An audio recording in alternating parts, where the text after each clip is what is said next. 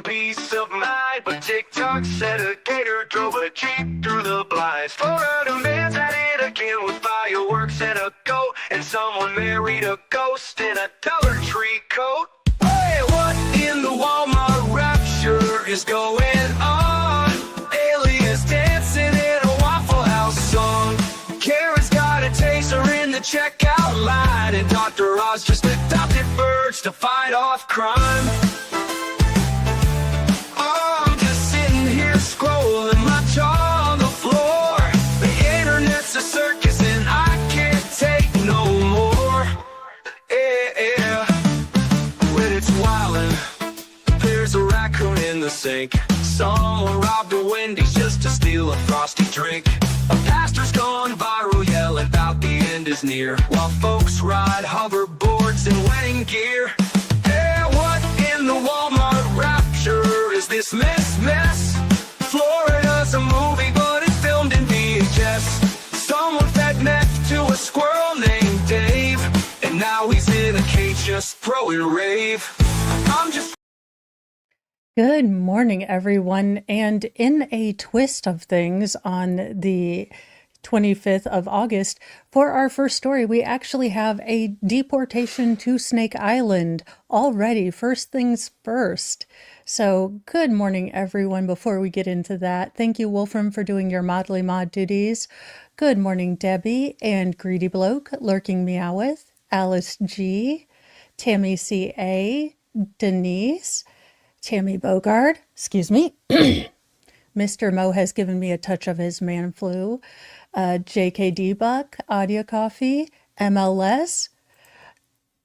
You know, I don't know what is going on with my YouTube. I will be very honest with you guys. There are a couple things that have been changing and I don't know if it's me doing it. So I need to go through and check stuff. It has been a weekend this weekend already, but we have first things first because our first story is actually becoming pretty big news.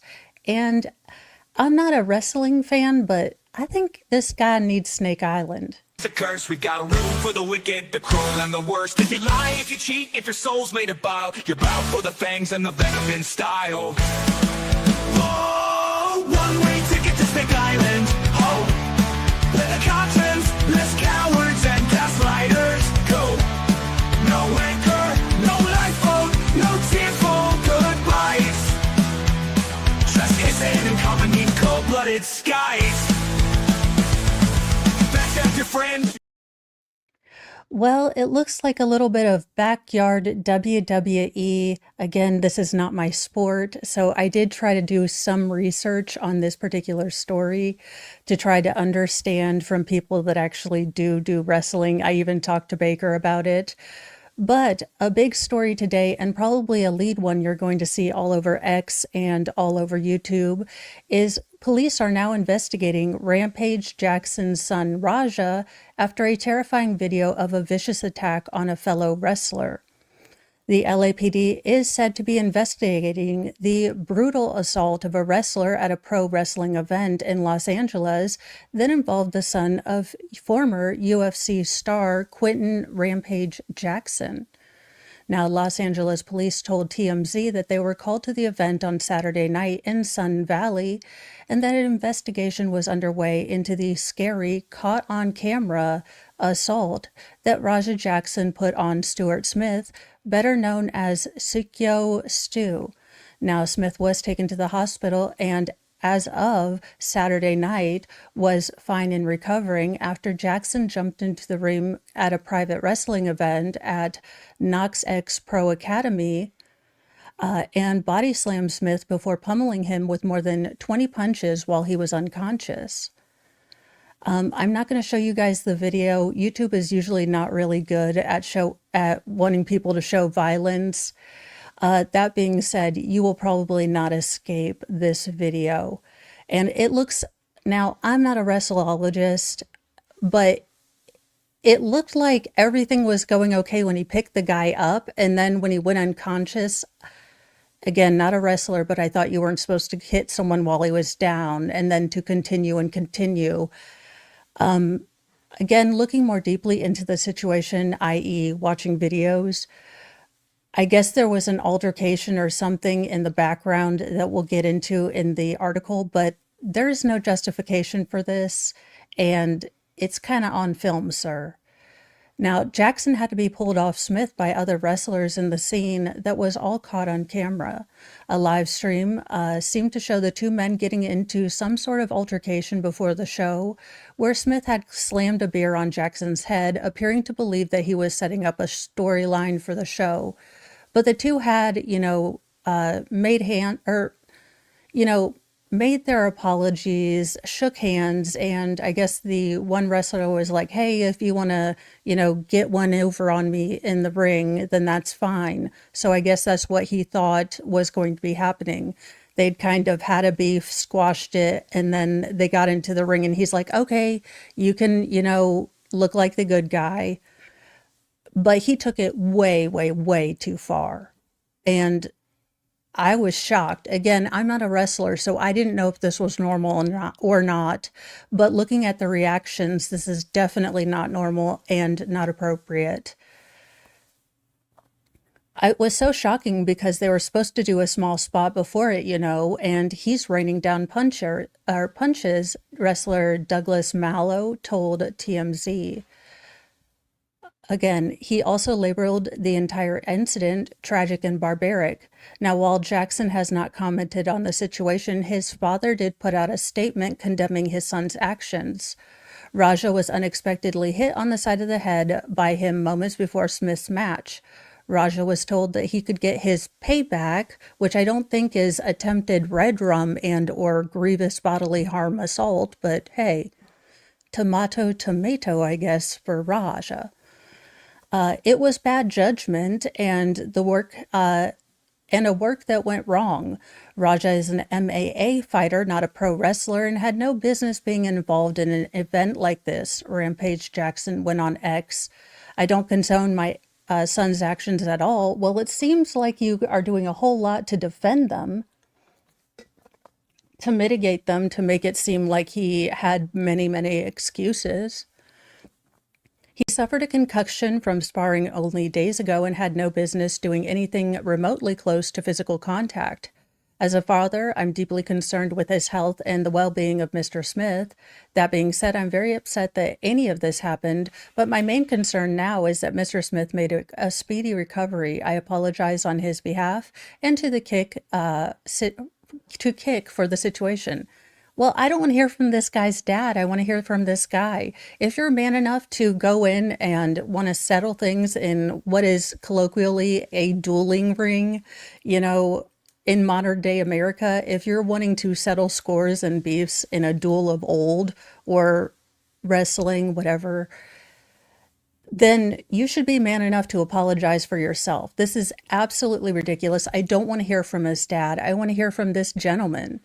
Now, Knox X Pro called Jackson's actions reprehensible and said it was a selfish, irresponsible act of violence. In the 17 years of operation of Knox X Pro Wrestling Academy, there's never been anything as heinous that took place such as this, and we apologize to both our patrons and our fans. So expect this to be blowing up your timelines today. This is going to be very big. I would recommend you go to more wrestling oriented channels to get maybe more background, because I know there is a whole sort of setup, heel turn, receipt thing that I only vaguely learned these terms this morning. But I do say that this will intersect between true crime, pop culture, and everything, because we are looking at the lowest, at least an assault. That being said, I do hope that Mr. Smith makes a full and lasting recovery. The length of time that he was unconscious, though, is incredibly scary. The longer that you are unconscious after a blow to the head can indicate the seriousness of it. Not a doctor, but I know some stuff. So very, very scary. And let's read some of these comments, because I'm sure the comments are on fire. Let's see. Simple, have the son charged so he'll get jail, sue the promoter for unsafe workplace. The son should have been stopped from entering the ring. Yes, the promoter is liable for not providing a safe workplace. I'm not a lawyer. So something deeply wrong with a person that wants to keep laying hands on an unconscious man. He had to be dragged off. He should be in prison, not in the community. This was attempted murder. It's California. He'll get a medal and an apology from the victim. So there are deeper dives into this. I am not going to give you guys the full backstory. This is not my jam. This is not my genre. And I don't want to try to speak on it like I know certain things, because I don't. But I am sure there are going to be many wrestling channels and many legal channels that will be covering this today. In fact, I'll be making this into a separate little cutoff video so people can get a little scotch of a taste of what Mornings with Mo is sometimes like, although not as much sports ball most of the time. I'll be real with you guys. I'm trying to integrate sports and learn about them, but it's not my strong suit. That being said, more back in maybe my own sport, it looks like there might have been an erroneous release of Eric Menendez's parole hearing. Audio causes the family's uproar as both brothers were denied parole. So it does look like the audio was leaked to the parole hearing of Eric Menendez, and this could be a violation of, again, despite what he has, we still, as the bottom line, if we want our legal justice system to be fair, to be impartial, he still has rights. He still has protections as a citizen. And if if this was supposed to be a sealed appearance, then I'm not happy that it leaked. The high-stakes parole hearing of Lyle Menendez was thrown into chaos after an audio recording of his brother Eric's own hearing was published online, sparking a furious uproar from family members, according to reports. Now, on Friday night, just as Lyle's parole hearing was wrapping up, an audio recording of his younger brother's hearing was obtained and published in excerpts by ABC7 through a public records. Okay, well then this is not a problem. If it had leaked, again, the word erroneous, well, maybe they put it as a public request, but if they filled out, FOIA requests, then there's no problem with this. Again, this is public records. I do have a problem if it was leaked by an official. So let's see how this actually happened. Now, according to the family, again, they are very upset about this. But if it was a public hearing and you could fill out Freedom of Information Acts, then this is not a problem. However, if it was sealed and someone leaked it, I do have issue with that. Now, you've misled the family, and now to compound matters, you've violated this family and their rights, said Tiffany Lucero Pastor, one of the brothers' relatives, screaming at the parole board, according to the outlet. Now, Eric, 54, was denied parole eligibility for 3 years after Thursday's 10-hour-long hearing, his first shot at freedom since being sentenced for life for the murder of his parents. Now, it was a crushing defeat for Menendez after a long, winding legal battle, which his attorneys and family members have insisted that he has been rehabilitated and ready to go free after more than 3 decades behind bars. In the bombshell audio, Eric Menendez repeated several details from the night of the slaying, including his insights into his present character and the abuse that he suffered at the hands of his parents. The fear was driving me to that den in the rage. The idea that my dad was going to come to my room. My dad was going to come to my room and assault me that night, and it was going to happen one way or another.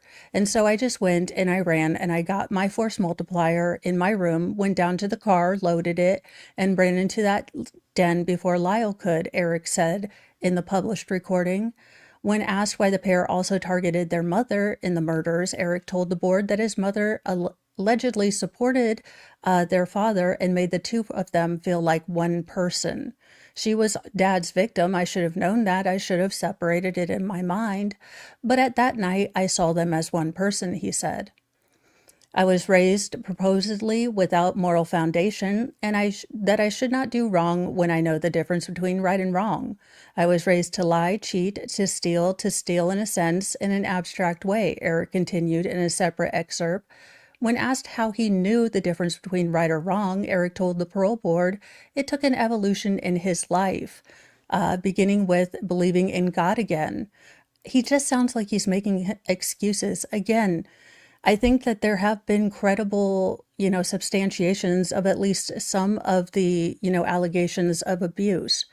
What I don't get is, again, still quantifying and qualifying the thing that you've done if you so-called made a change. You should say that there's no excuses. What I know about myself then is this, but there is no excuse. Parole Commissioner Robert Barton eventually detailed why the youngest brother was not eligible for parole, citing his several rule violations, including, possessing a cell phone and fights between inmates in 1997 and 2011. Now, parole attorney Heidi Rummel, who represents both brothers, blasted the board and requested a break during the already 9-hour-long hearing for Lyle, eventually arguing that the hearing would no longer be fair after the audio's release. We're sitting here asking Mr. Menendez to follow rules, she said during the hearing, according to the outlet. And in the middle of this hearing, we find out that CDCR is not following its own rules. It's outrageous. I don't think you can possibly understand the emotion of what this family is experiencing, Rommel said. They've tried to spend so much time to protect their privacy and dignity. Now, the parole commissioner, Julie Garland, has said that the audio of the brothers' parole hearings could be released under California's Public Record Act, and the transcripts usually go to the public after 30 days. So this is not something that's out of the realm. However, Rummel noted during the hearing that as a parole attorney, she requests for parole hearing audio to be denied in the past. This is highly unusual, she said during the hearing. It's another attempt to make this a public spectacle. Rummel also objected to media access during the hearing, implying at one point that the media access had led to the leak. Again, if it was a FOIA request, it wasn't a leak. But semantics, potato, potato. Not that a lawyer would use semantics at all.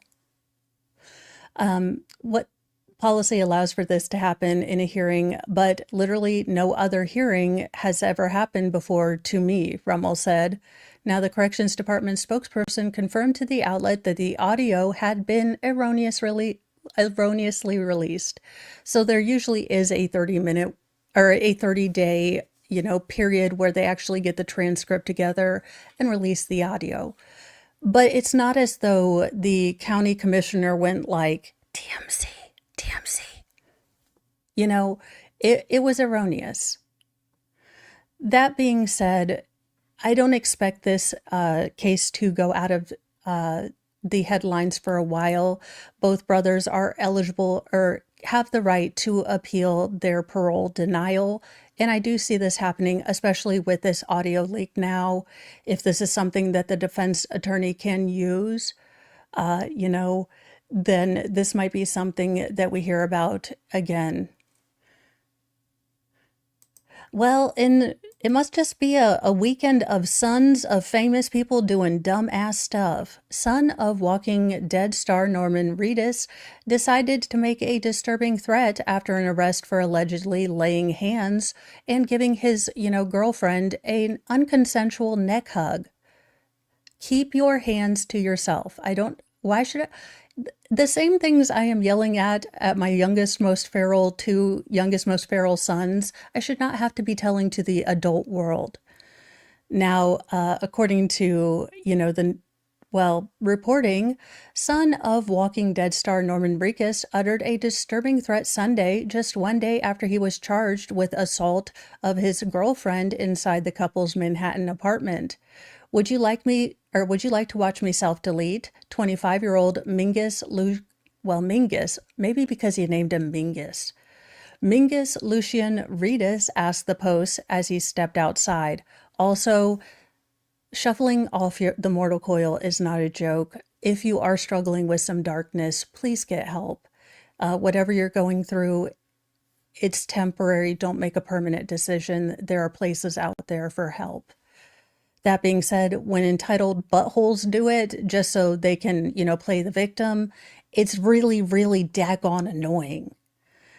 Now, the model, whose mother is former Victoria's Secret angel Helena Christensen, later fled his West 16th Street pad wearing the same green shorts and black t-shirt he had worn in court the day earlier, with two pals in tow and his cat in a bag slung over his shoulder, and Reedus refused to answer any of the reporter's questions.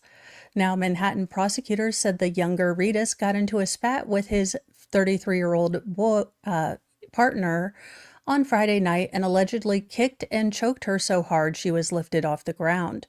Now, he was arraigned Saturday on charges of assault in the third degree, obstruction of breathing, second degree harassment, aggravated harassment, and reckless physical injury, released without bail, though. Now, prosecutors said that the charges are not eligible for bail under the city's, Justice Reform Act. He hurled insults at the reporter. I mean, he seems like a basic, really big douchey McDouchebag. And I don't think anyone's going to care that you're the Walking Dead guy's son if you have to go to, jail. That being said, if this is a first offense, I don't see him getting jail time. Hopefully this is the wake-up call he needs, because life is long. You don't always have to be a dill hole. Just a thought. Now, this is a case that I want to follow after we get done with the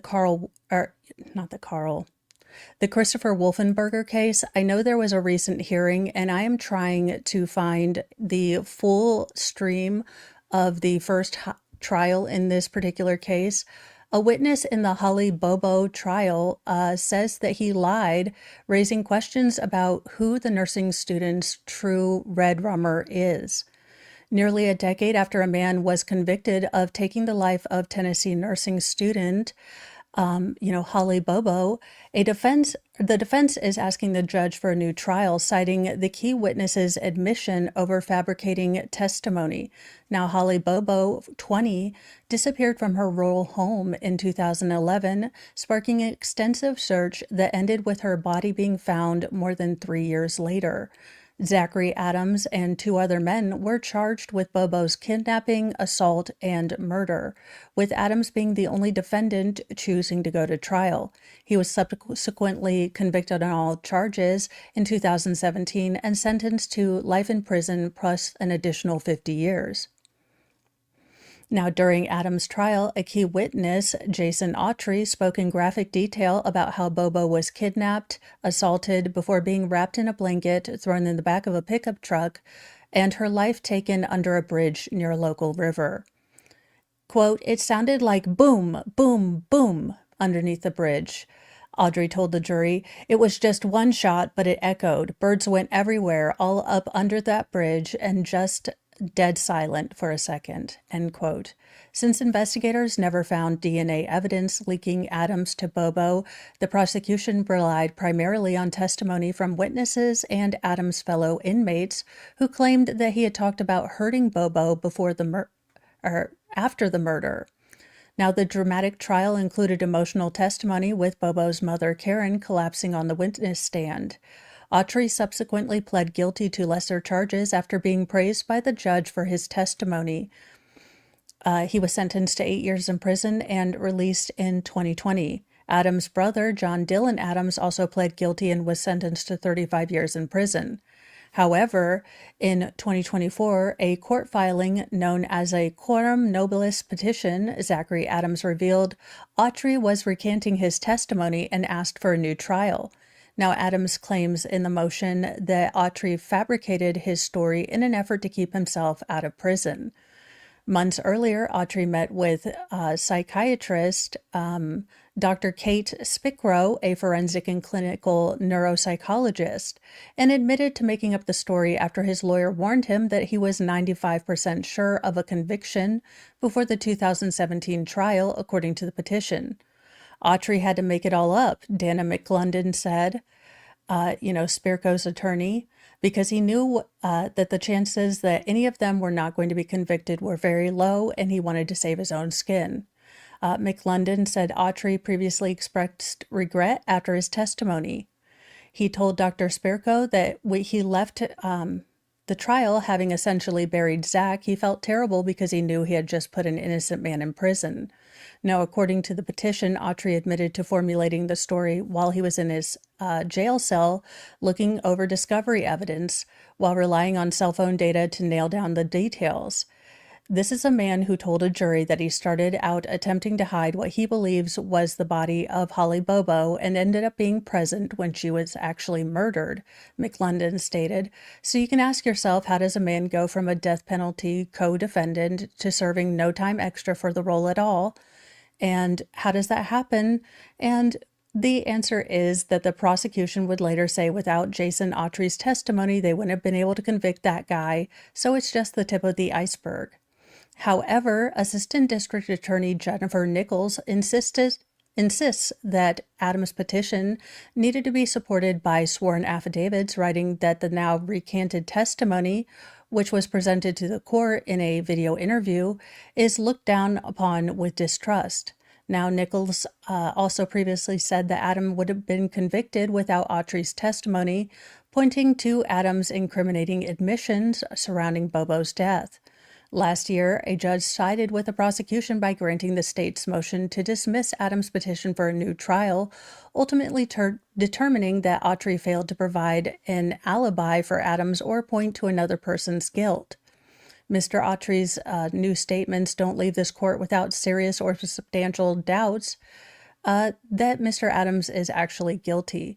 So I will be looking for this. I do know that there was a hearing earlier this year. Adams returned to court for a post-conviction relief hearing, with the judge ultimately ruling a video of Autry recanting his testimony was not admitted in court or admissible in court. According to Court TV, the hearing was temporarily suspended while Adams appealed the decision. However, the Tennessee Court of Appeals declined to hear the appeal, and the case is scheduled to resume in November, with hearings restarting earlier this month. So this is a case that's going to be ongoing. There is a lot of, I think, very, very confusing and confounding evidence in this case. So once we get done with the Wolfenberger case, I want to look at everything surrounding this as well. Well, we've got some final form Jesus, and good, the bad, and the what the F. So let's get some final form Jesus going here.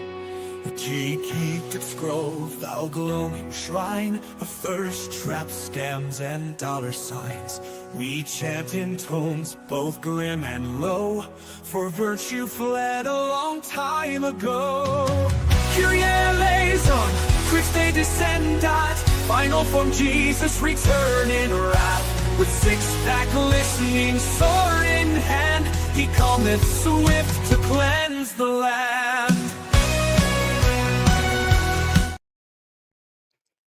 Well, he's done it again, and crime doesn't pay, it sure does stink. What in the name of all the Cheetos and Rapture am I looking at here? Butt-sniffing bandit arrested again, just 1 month after a similar incident involving another woman's behindular area. I mean, that mugshot, possible. A man dubbed the butt-sniffing bandit online, because why not? I mean, this mugshot, are we shocked?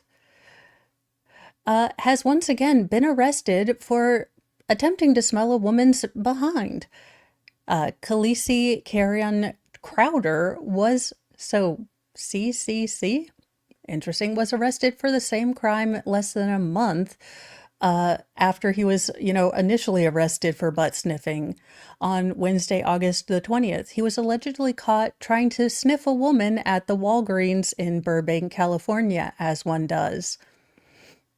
Store employees called the police and Crowder, 38, was arrested several hours later around 10:45 p.m. local time per ABC7.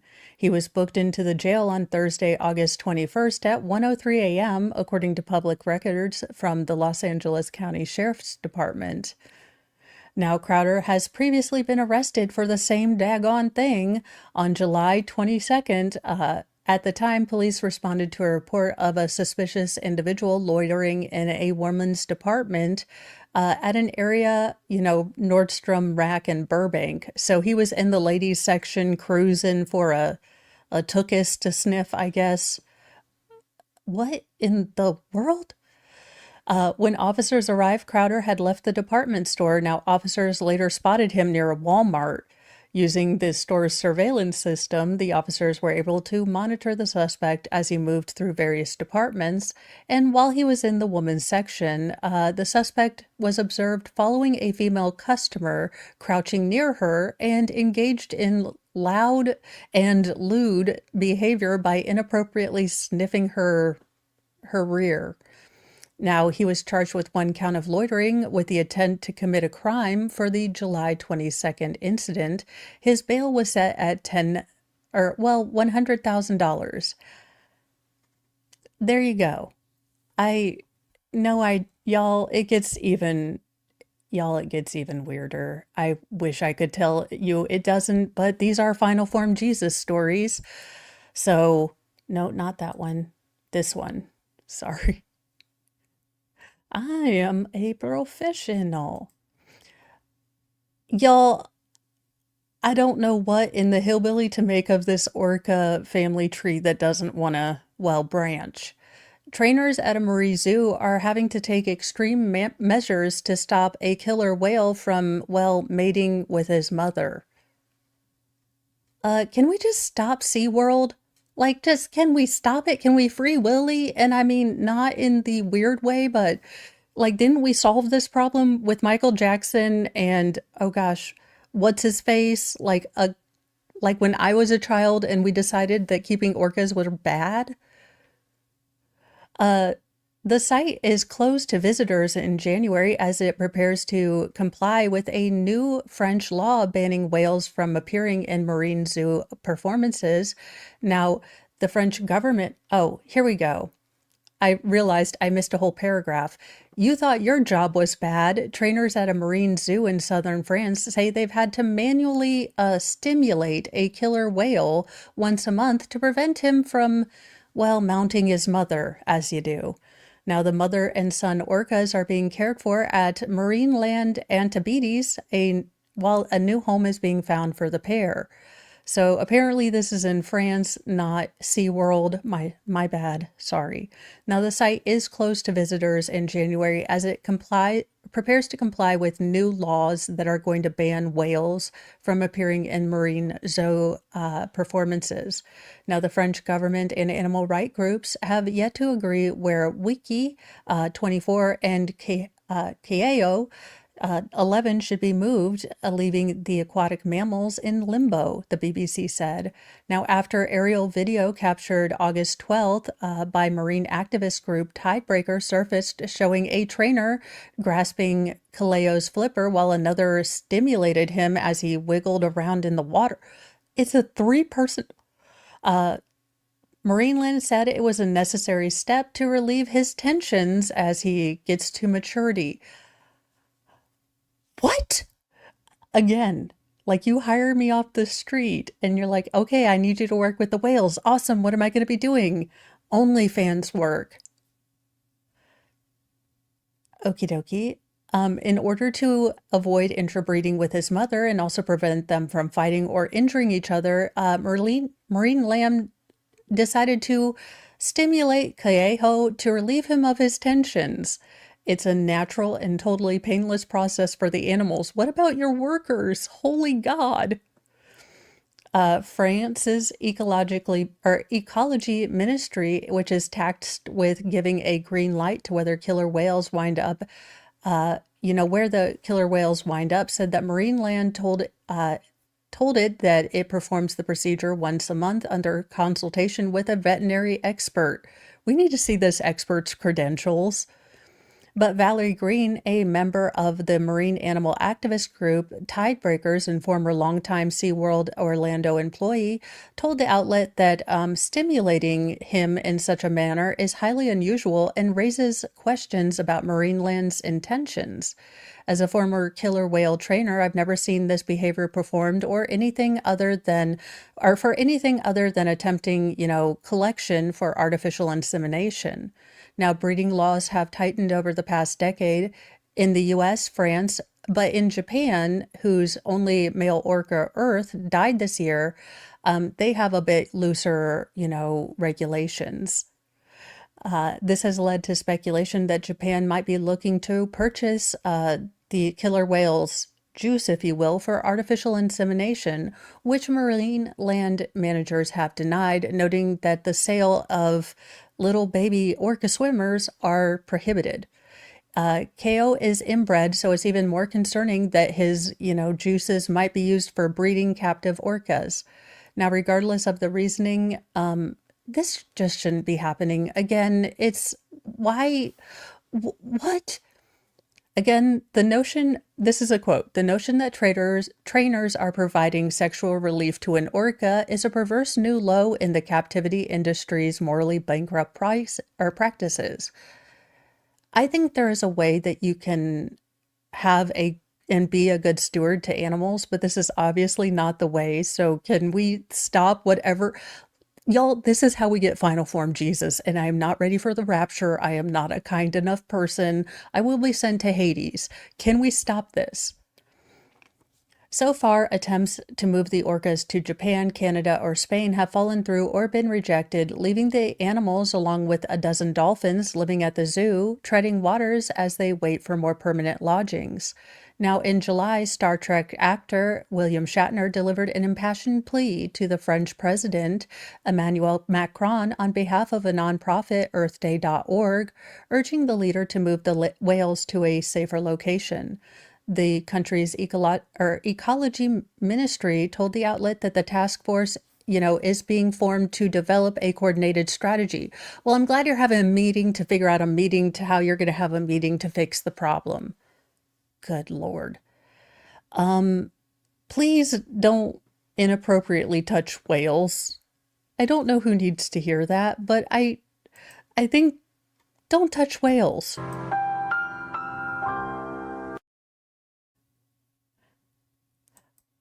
I guess it's an animal kind of stream today. Because Dr. Oz is urging Canada to toss aside a court ruling to save the ostriches. Maybe they've got secrets. Yes, Dr. Oz is still fighting for the ostriches. In an update to a story that first brought you newsy nuggets and the Dr. Oz line in this intro, Dr. Oz is still begging the Canadian government to toss aside a court ruling last week that gave a go-ahead to take the lives of 400 ostriches over bird flu worries. Now, America's doctor, he's not my doctor. I didn't really like Dr. Oz, but I want to save ostriches. Made it his mission to save the giant birds alongside Health and Human Services Secretary Robert Kennedy Jr. and the New York City supermarket magnate John Christomalitis, acknowledging that the ostriches have been infected, but noted that they survived and need to be studied, not slaughtered. Maybe they have secrets that can help other birds and, more importantly, humans, said Dr. Oz on Sunday. This is the latest development in a battle over the birds that occurred last week when a court in Canada ruled that the country's food inspection agency could cull hundreds of the ostriches to prevent the spread of the avian flu. The case is being appealed to Canada's highest court right now. How is it all these birds survived this horrible illness? Oz asked Friday. They must have secrets and we can learn from them. It would make perfect sense for America and Canada to cooperate on this, and we can do all kinds of research, Oz said. Oz wants the ostriches transported to the U.S. and has even offered to safeguard them at his Florida ranch. This is the kind of thing you should do if you're a curious person. You know, a curious person would say, what can we learn from these birds? You know, a courageous person would find a way to, well, find and make a vaccine. So I guess this will continue. It is being appealed up to Canada's highest court.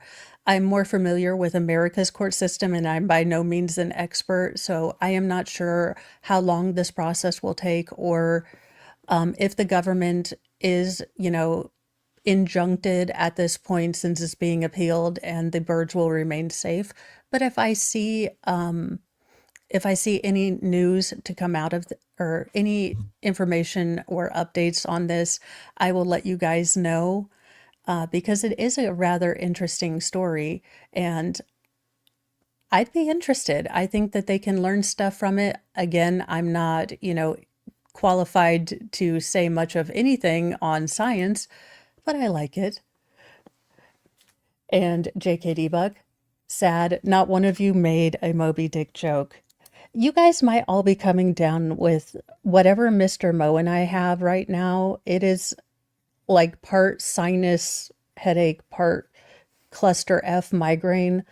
And Mr. Mo is pretty tough. Like, it takes a lot to get him down. And he took the boys to school and he is back in bed today. So he is a trooper, and most of the time he is good, but today he was just like, I'm taking the boys and I'm going back to bed. So hopefully I can keep the people in. Now, just a little housekeeping. Let me do this for you guys real quick, because while I'm thinking about it,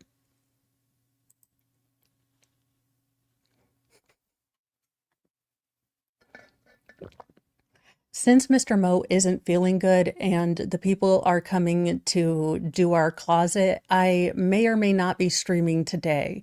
I want us to get through the Wolfenberger case. Is the kind of crazy, like, chef's kiss, cringe hilarious that I love.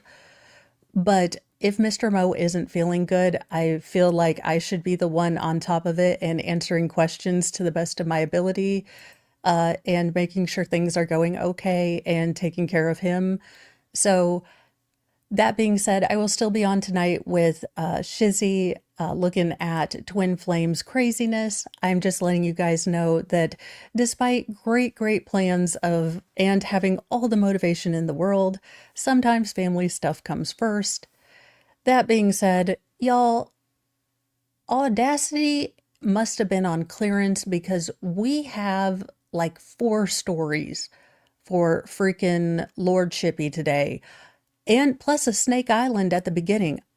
Again, Audacity must have been on clearance because we got some stuff to say about this one. I realized I pulled up the story before I even did the thing. Just imagine I'm a professional. They're our skin, they steal our grace. These monsters wear a human face. No gavel, no badge, no throne, no crown can stop Lord Shippy from burning them down.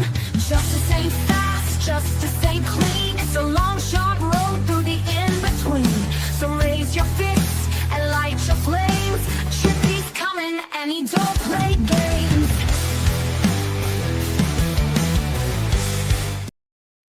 Now, I try not to, dance at anybody leaving, but I don't find that I find myself feeling too upset about anything going on in this headline, other than the fact that the parents didn't get to take a couple swats at him, allegedly in Minecraft. A Florida man on death row for assaulting and taking the life of a 13-year-old little girl does the state a favor by shuffling off the mortal coil, quote, saving taxpayers a lot of money. Can't say I disagree with nearly anything in that. And I know he probably has a family, but again, I try to have grace for everyone, but I can't say I disagree with anything on that headline. A Florida man sentenced to capital punishment for the assault and ending of a life of a 13-year-old girl did the state a favor last week by, shuffling himself off the mortal coil before they could. Matthew Kaler, 50, had been on death row for 16 years for the horrific assault and murder of Melinda Hinson in 2008. Now, Kaler attacked Melinda while on the lam after touching and being gross to a 14-year-old girl in Georgia. Again, ugh. This beautiful young girl right here is who should be living her life. He was living out of a motel room in Panama City so that he could sell not street legal pharmaceuticals on the side while hiding, and Melinda, who lived in the same motel with her family, dropped by his room one day to ask for a cigarette. Now, Kaler wanted to make the trade worth it, quote unquote, in court documents. If I'm going to be in trouble for assaulting a girl, I might as well assault this girl, is apparently what his, and not in those terms. I cleaned it up because, oh. Now, Melinda fought back, with all that she had, eventually falling off the bed, over a telephone, and he unfortunately used the cord to incapacitate her. He then took her body and stuffed it between the mattress and the bed frame, where unsuspecting hotel cleaners would find it later, 2 days later to be exact. Now, Kaler repeatedly tried to dodge death row through the courts to no avail. So he took himself to final justice. A move that State Attorney Larry Bassford claims did a service to Floridians' wallets. Matthew Kaler was a predator that violated his parole in Georgia and came down here for a last hurrah in Bay County, Brashford said. After a trial and numerous appeals, he knew he was facing the same inevitable fate as Kyle Bates. By doing what he did, he saved the taxpayers a lot of money. Now, it's unclear how this happened. Kyle Bates, another inmate on Florida's death row, was executed Tuesday. Bates abducted a woman from the Florida Panhandle Insurance Office and took her life behind that office. We covered that. It was an incredibly sad story. The husband had made a promise to see all the journey of justice through to his wife. Again, they were sweethearts. They were young and in love, and he spent most of his life remembering justice for a wife he lost because of some douchebag. Like, just incredibly sad. So I put it in Lord Chippy because he deserved it, but I don't really have a problem with any of it. And another day, another daggone frickin' teacher. I swear to goodness, what is wrong with you? And I have no less rage for this being a man than this being a woman. But it looks like California finally got his head screwed on right, because this man got 215 years. A California elementary school teacher who recorded, abuse and the abuse of students for decades has been sentenced to 215 years to life. Again, sometimes Lord Chippy isn't the justice we can get, tear right here, but sometimes it gets it right. A disgraced California elementary teacher was sentenced to more than 2 centuries in prison last Friday after authorities unraveled a decades-long abuse case that he committed against many of his own students. Kenneth Wilson, 64, served as the head of the audiovisual club at the Del Paso Heights Elementary School for 23 years before he was fired when stomach-churning abuse was revealed. Again, male, female, if you do this to children, Snake Island. Wilson wound up curating a mountain of evidence against himself, including photographs and videos of himself committing acts against his female students, some as young as 6 or 7. Again, sir, you better hope that Gen Pop doesn't find out about this, because I'm pretty sure they don't like, just regular gross people, but then when you do it on an industrial scale and you film yourself, yeah, I'm pretty sure you are going to be in protective custody for your own safety. Now, thanks to his position at the AV Club head, he was flush with resources, including soundproofing, a soundproofed room where he could, have access to these victims, and it would be very hard for anyone to hear any struggling, according to the Sacramento County District's Attorney's Office. Now, attorneys also learned that the teacher abused more children at his home during private events. Now, it is unclear if these additional victims were at all related to his teaching career or if this was just a whole new group of victims. I don't know. Now, while searching Wilson's home in 2023, detectives with the police department uncovered heaps of child-sized toys of a gross nature, along with VHS and DVDs of videos of his own crimes, his own freaking flapjack crimes. First of all, am I the only person that looks at a picture of myself and thinks I look weird, like to me? So why would you want to watch? Let's take the kids stuff out of it because I can't even think about it right now. But let's say you made your own home movies with consensual person, I don't think I'd ever rewatch that movie. Like, I really don't think I need to see my pale behind doing, I have a good imagination. I don't get this. I don't get this. It's not my jam. Add children to it, again, just shot out of a cannon into the sun. I don't care. Now, the collection spanned multiple years and had a variety of different victims, all between the ages of 6 and 12. Now, the creep finally pled guilty in February to several counts of CA in connection with all those videos. He originally faced a staggering 36 counts in connections with all of the evidence that were found. Some charges were dismissed in order to spare the victims from having to testify in court. Still, Wilson was slapped with a doomsday sentence that in nearly any other state would likely guarantee his demise behind bars. What do you mean likely? This man better not be eligible for parole, California.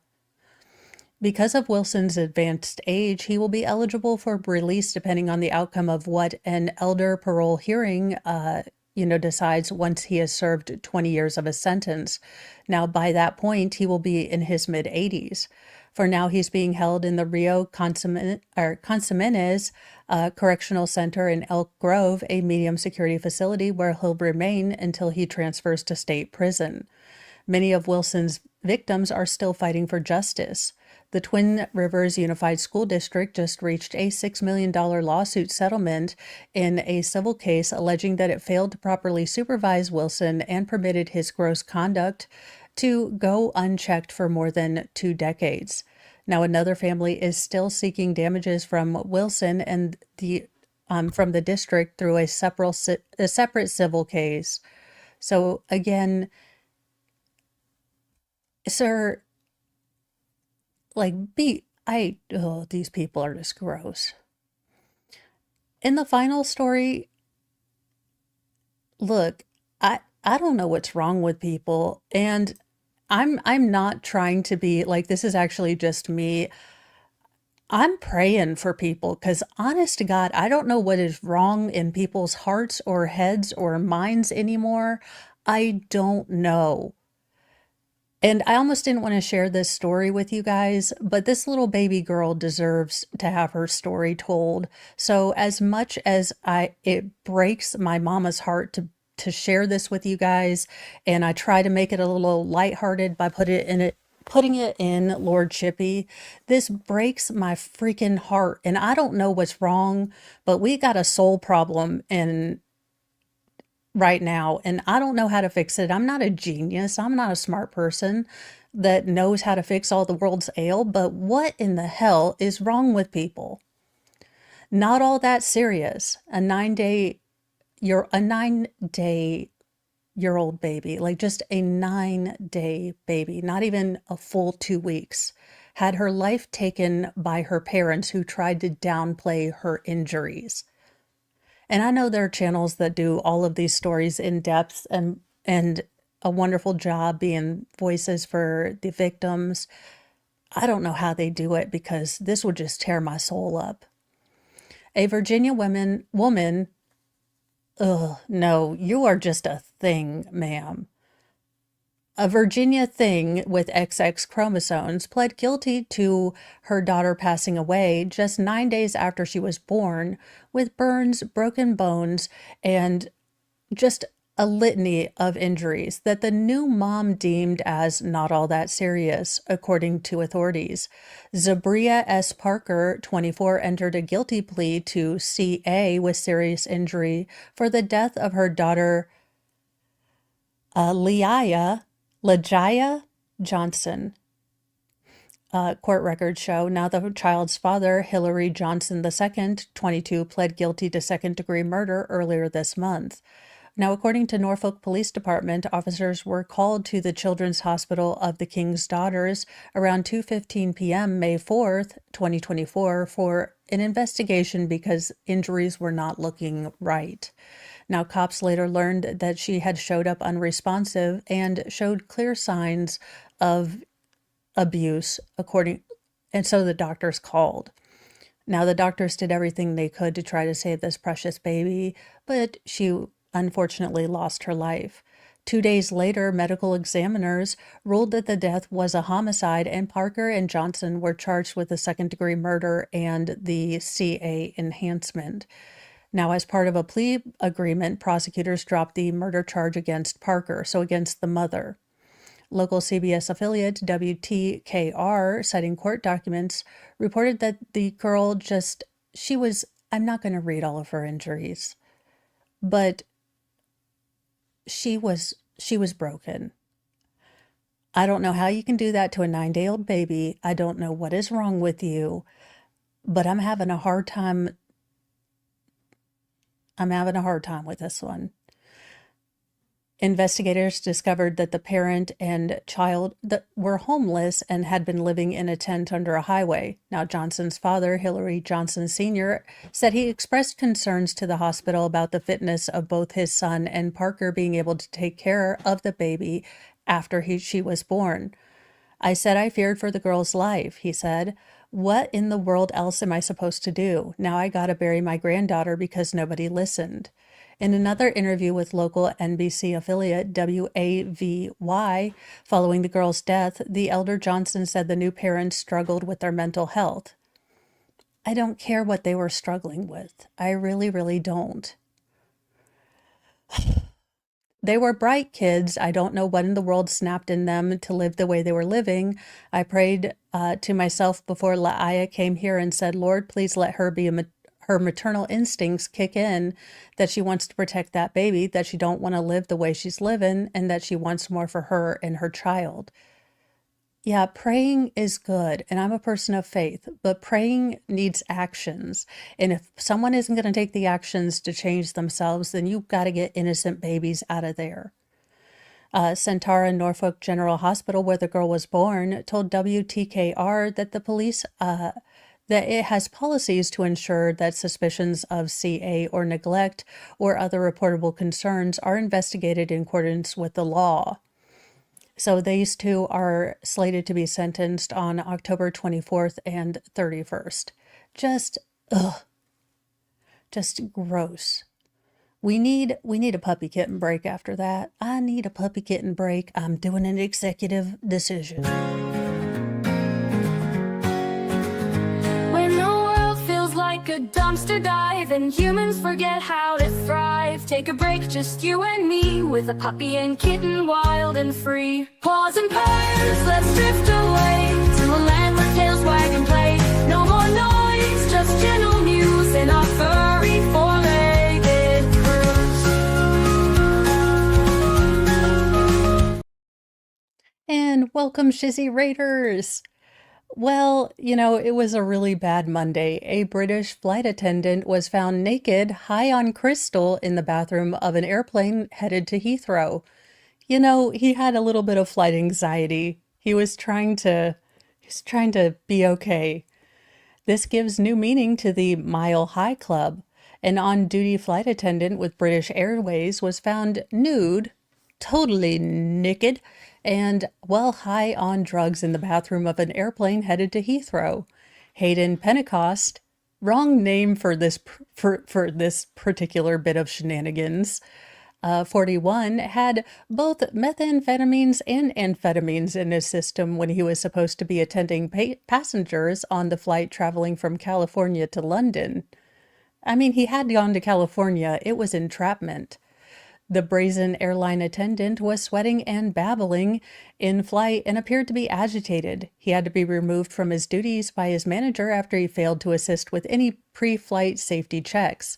Pentecost then locked himself in one of the bathroom stalls under the guise that he had been suffering from cramps and needed to change his clothes, only for one of his coworkers to later discover him naked and incoherent with dilated pupils and a high heart rate. Now, the coworker had to help Pentecost get dressed before he could get him moved to an empty seat aboard the aircraft. Yikes, this isn't going to be good. Now, he was checked on every 20 minutes until the plane landed at Heathrow, where he was then taken to a local hospital.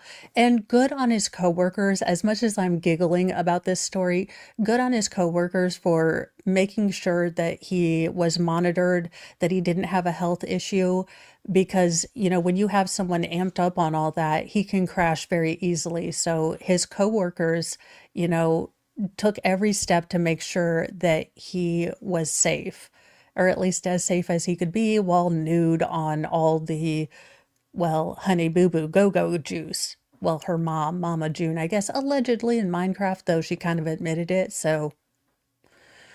Pentecost was fired for his under-the-influence outburst and pled guilty to performing an aviation function while impaired with drugs. Now, he was granted bail and is awaiting sentencing at Ilsworth Crown Court. So, there you go. Well, I guess no hot tubs for Mo. If this can happen to anyone, I'm not testing my luck. Look, I have bad luck. I'm not testing it. A freak hot tub incident almost took the lives of two elderly women on a girls' trip at a remote Kentucky cabin.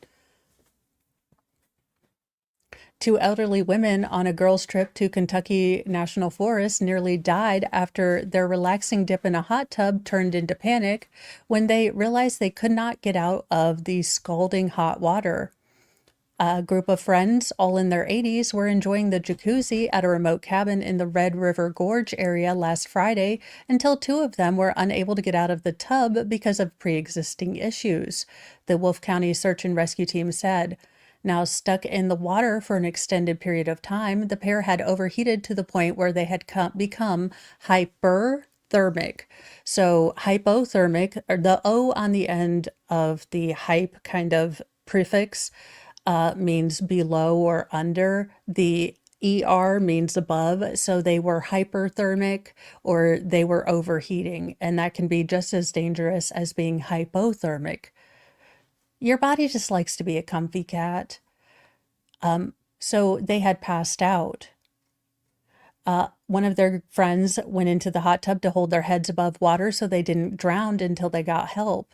The cabin's caretaker rushed over and helped pull the women out of the jacuzzi. One was partially responsive, while the other woman was completely unresponsive and in critical condition by the time first responders arrived. A member of the rescue team, who also works as an EMT, hauled the unresponsive woman over to a nearby shower and started, dousing her with colder water, packing ice and a cold compress on both women to help alleviate their overheating. Now, the semi-responsive woman was taken back outside and, also sprayed with some colder water. Once the women finally began to show sign of recovery, they were taken to the hospital for further evaluation, and both are reportedly doing well, according to a spokesperson for the rescue group. No alcohol or other substances were suspected of having contributed to the near-fatal soak. Rescuers issued a timely warning advising caution when enjoying hot tubs, regardless of the time of the year. They advised limiting time to between 15 to 30 minutes for anyone with a disability, or to take extra caution when entering and exiting the tub. Hyperthermia and heat stroke can be fatal, and this story could have ended much differently without the quick thinking of all those involved. Wolfe County Search and Rescue Team said in a statement, adding that the girls' trip nearly turned tragic. In 1987, the Consumer Product Safety Commission established requirements for temperature controls to ensure spa temperatures never exceeded 104 degrees after several deaths relating to scalding water. 13 other deaths recorded by the CPSC were caused by hair entanglement in drain covers or other related openings in hot tubs. Last year, this was a story I covered. This was very tragic. One man was electrocuted while soaking in a hot tub at a Mexican resort, and his wife, who jumped in to try to save him, just barely survived. So, be very careful. These are things that are good, but also try to remember your, other health morbidities. Now, this is like the third story I have done on this. Who is going to unlicensed dentist? If you see a dentist advertising on Facebook, then no. Just say no. A Florida woman has been arrested for unlicensed dental work, allegedly using super glue on victims' teeth. If you see like dental work on Facebook Marketplace, don't go. A Florida woman was recently arrested after allegedly performing unlicensed dental work in multiple counties. Emil Martinez, 35, is accused of leaving victims with infectious and damaged teeth after installing phony veneers with super glue. So, like Gorilla Glue, why not? Now, Martinez is charged with fraud and practicing dentistry without a license, among other offenses. Martinez offered a discount on a full mouth veneer treatment at Taps Root in Beauty Bar in Pinellas Park. Now, she advertised herself as a veneer technician. Police alleged she was unlicensed, had no schooling, and has left multiple victims with hefty bills from emergency dental work to reverse the damage she did. They've actually had to pay thousands of dollars to get their teeth fixed, and some of them have had to wait for infections to clear to go get their teeth fixed. 2 people reported Martinez after experiencing pain, infections, and complications following procedures. While real veneers can cost more than $1,000 per tooth, Martinez reportedly charged only $3,000 for an entire set that promised a lifetime span of 5 to 7 years. Now, police told Fox 13 that she might have also pulled teeth and performed dental work on children. The investigation is continuing. Now, records show that she was arrested in Hillsborough County earlier this year and was charged with performing unlicensed dental work there. Authorities say she might have changed her name or created additional businesses or identities to hide the fraud. So, again, don't go to someone's house to get dental work done. I don't know if anyone needs to hear this, but there you go. In one of my favorite people ever, Judge, Grady Judd has to be one of my favorite sheriffs. I love his stuff. Not gonna lie. When I see he has a press conference, I am right there for it. Now, YouTube, don't get mad at me. He's got a force multiplier, but he's Grady. He's okay. A Florida sheriff shows off a $50,000 chain snatched from an alleged drug dealer implicated in an overdose death. She died so he could have his drip. Again, I do not like the colloquialism drip. It reminds me of an infection. It doesn't make me think you're cool. It makes me think you're infected. That being said, I'm getting more towards get off my lawn territory, so I'm not one of the cool kids, nor was I ever one. So, as you were, millennials or Gen Z, whatever you are. A Florida sheriff dodged an alleged drug kingpin's gold chain and bracelet while blasting the deadly trade that paid for his bling. Polk County lawman Grady Judd was at a press conference Friday and flashing a thick gold necklace around his neck as he alleged that Nathaniel Nate Donald and other members operated a drug ring that resulted in the overdose death of one elderly woman. She was walking out of her house to church, then collapsed, so she died. So Nate could have this drip. Did you hear what I said? He's buying this drip from selling drugs to people on the street, one of which died. Now, one of the organization's dealers, Troy Cortez Walker, has even been charged with a murder for the death last September. So again, Florida is really cracking down on the distribution of not street legal pharmaceuticals. Judd said that a major investigation by his deputies had landed 32 alleged criminals behind bars while he flashed their confiscated jewelry and pistols. I got their drip, I got their money, I got their force multipliers, I got their dope, he boasted.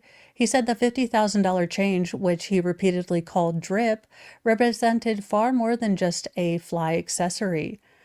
Where do where do you see 50,000 where you see 50,000 in drip, where you see that not so dangerous drug of cannabis, you see guns, you see first-degree murder from overdose, and I'm over it, he said. I'm over it when people tell you that drugs are low level and nonviolent, Judd added, flashing a pair of seized pistols to prove his point. Donald was busted along with 31 of his alleged henchmen after a year-long investigation into local drug trafficking, which Judd said was responsible for moving millions of dollars in narcotic through Central Florida. The investigation also picked up about $150,000 in hard drugs, several force multipliers that were in the hands of convicted felons, while prior convictions of the arrested totaled 554 felonies and 394 misdemeanors. So just these 32 people had been involved in this much crime. Investigators say they tracked the organization's criminal activity through a series of suspicious wire transfers, including one that Donald allegedly made for his 5-figure chain. Guess what? $50,000 wires in drip. Judd added, that the group was dealing just all the not legal pharmaceuticals. So, yep.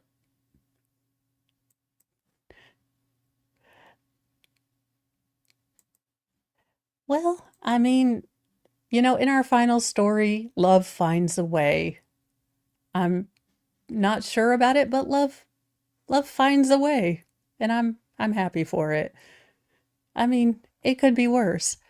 A woman left behind her life in Switzerland, falling in love with an Elvis tribute artist in Las Vegas. As you do, you go to Vegas for just a fun weekend you never talk about. You come home married to a Elvis impersonator. Jessica Allen couldn't help falling in love with her now husband, Travis Allen, after meeting him at one of his Elvis Presley tribute shows. Jessica tells People she was instantly drawn to his energy and charisma, and during the performance, the pair fleetingly shared a kiss on stage to the song I Can't Help Falling in Love. Ooh. I mean, if it's your jam, God love ya. He just looks like a waxworks. Despite meeting and feeling like it was fate, Jessica tells People that she had to return home to Switzerland soon after. However, Travis invited her to meet him at one of his shows in Brazil, and the rest was history. Everything moved so fast. We met in March 2024, got married that September, and I moved to Vegas in February 2025. If you know, you know, just like the song says, when we shared our first kiss on stage to the very same tune, we just knew it was going to be true love in a jumpsuit. Jessica documents her life as a wife of an Elvis tribute artist in Las Vegas on her TikTok, sharing glimpses of his shows and travels across the country. I mean, and you'd think I wouldn't be this weirded out because I wear wigs and dress up as people all the time. I'm just thinking if Mr. Mo had known this about me prior to marrying me, he might not have. And if he were super enthusiastic to marry me after he knew I was a former theater kid, I think I'd be confused. I don't know. So there you go. True love can happen for anyone, be it Elvis impersonator or a chick from Switzerland. It is a good message to have on a Monday because, we all need a little love. What is this? Look, I did stories about attendants having to assist an orca so he didn't mount his mom. I mean, y'all, this is all in a day's work. This is the kind of absurd I find for you, so you don't have to search the internet. I find it for you. That being said, uh, our entire show's gonna be nothing but Final Form Jesus one of these days. I'm gonna have a hard time finding just straight headlines to take care of. That being said, thank you guys so much for sharing your mornings with me. I appreciate it so much. I am going to be sending you off to, it looks like, let me see.